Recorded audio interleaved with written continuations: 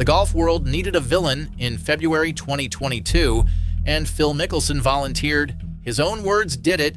Taped, printed, undeniable. KPMG out, Amstel out, Workday out, Callaway backing away slowly. Rory McIlroy piling on in press conferences, Twitter turning his apology into a meme within the hour. Phil lost the tour, the fans, and the hat sponsors in the same breath, but he never lost the watch. Rolex, the most image-obsessed brand in sports, looked at the wreckage and refused to drop him. Every other sponsor ran. The company with the most reputation on the line didn't even flinch publicly. That's the piece of this story nobody covered properly. We spent 2022 arguing about whether Phil deserved forgiveness and completely missed the one name that never asked the question. What did Rolex see that KPMG didn't? Or maybe the better question, what did Rolex know about where golf was heading? By the end of this, the villain story you remember gets a lot more complicated. I genuinely want to know whose side you land on, so tell me below and subscribe while you're there.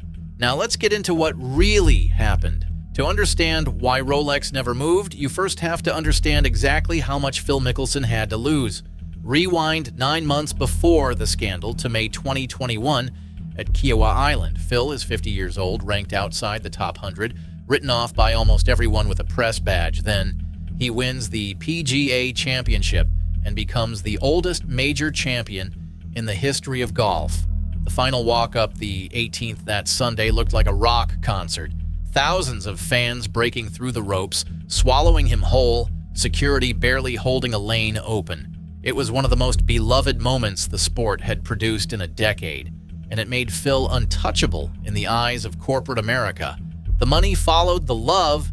That same year, Phil topped the PGA Tour's brand new Player Impact program, a popularity contest with an $8 million first prize, beating out Tiger Woods for the crown. His off-course income sat north of $40 million annually, second only to Tiger among all golfers. KPMG's logo had lived on his hat since 2008.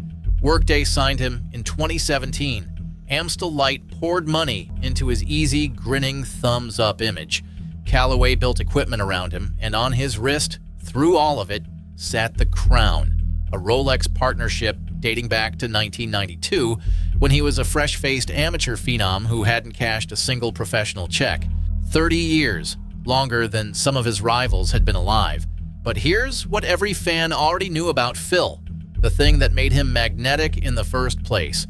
The man is a gambler down to his bones.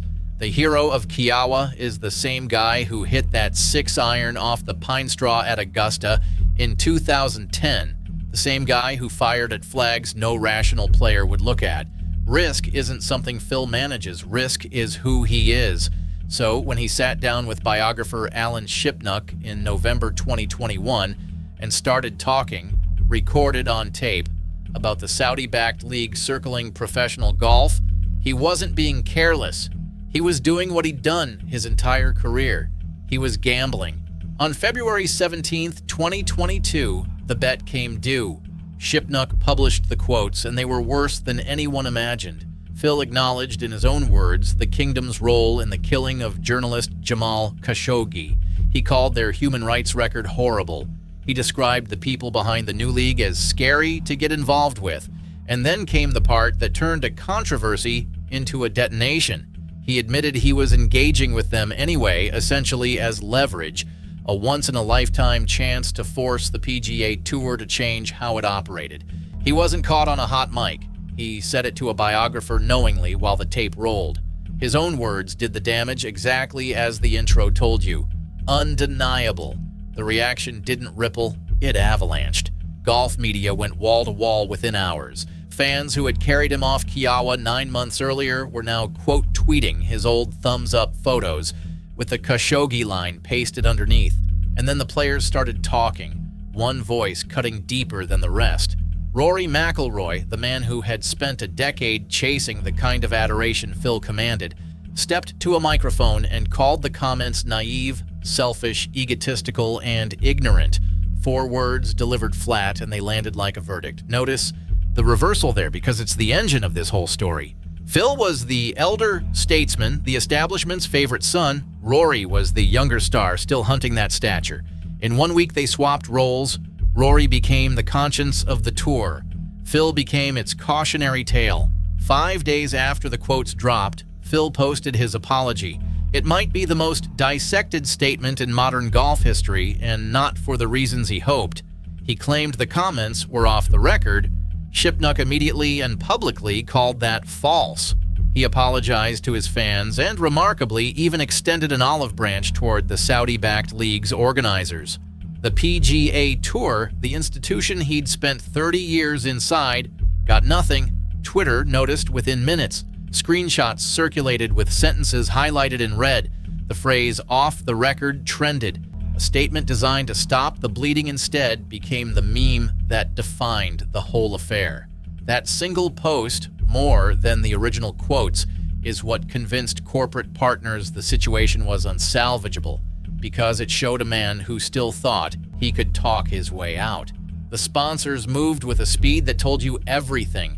On February 22nd, the same day as the apology, KPMG announced the end of a 14-year partnership in 2 sentences, wishing him the best with the warmth of a foreclosure notice. That evening, Heineken pulled Amstel Light out. By Friday, word broke that Workday would simply let its deal expire in March rather than renew. A quieter exit, but an exit. Callaway, the equipment company most tangled up in his actual golf, chose a word nobody in sports marketing had really used before. Paused. 4 blue-chip brands, 1 week, $40 million a year in flames. Reporters at Sportico and elsewhere did the obvious next thing and contacted everyone left on Phil's sponsor page, and one name towered over the rest of that list: Rolex. The answer that came back was no answer at all. No statement, no condemnation, no support, nothing. Now, silence from most companies is a holding pattern, a sign the lawyers are still drafting. Silence from Rolex is something else entirely, because Rolex is silent about everything, always, as a matter of philosophy. This is a privately held Swiss company that doesn't disclose its revenue, doesn't explain its decisions, and communicates with the public almost exclusively through green branding and the wrists it chooses. That last part is the key. Rolex doesn't speak in press releases. It speaks in who stays on the roster. And through the worst week of Phil Mickelson's public life, while brand after brand sprinted for the exits, his profile stayed exactly where it had been since 1992, inside what the company itself calls the Rolex family. The Crown looked at the most radioactive man in golf and left him on the books. Think about what that actually cost to do. KPMG sells trust to corporate clients. Association with scandal is poison, so it cut fast and honestly, rationally. Amstel sells cheerful moderation. Workday sells clean reputations to HR departments. Those brands live quarter to quarter in the public's affection, and their math was simple. Rolex plays an entirely different game. It sells permanence, the idea that some things hold value across generations, that a crown on your wrist in 2022 means the same thing in 2062. A brand like that doesn't evaluate a man by his worst week. It evaluates him by his whole arc, and Rolex had 30 years of arc with Phil, from amateur prodigy to 6-time major champion to the oldest man ever to win one. Dropping him would have meant admitting the arc could break. Keeping him was a bet that it wouldn't. While that quiet bet sat on the table, Phil disappeared. He announced he was stepping away from the game and skipped the 2022 Masters, the first time in decades that the Champions Dinner at Augusta happened without him eligible to defend anything he'd built there. Then came the withdrawal that genuinely stunned people. He gave up his title defense at the PGA Championship, walking away from the very trophy that had made him immortal at Kiawah 12 months earlier. The most visible man in golf had become a ghost. When he finally resurfaced on June the 6th, 2022, it was in a press release from Greg Norman announcing him for the first LIV golf event in London, with reports pegging his deal around $200 million. 3 days later, on the morning that tournament began, the PGA Tour suspended him along with 16 other players. 30 years of membership gone in a memo. Look at what his sponsor portfolio said about him at that moment, because brands are a scoreboard of status whether we like it or not.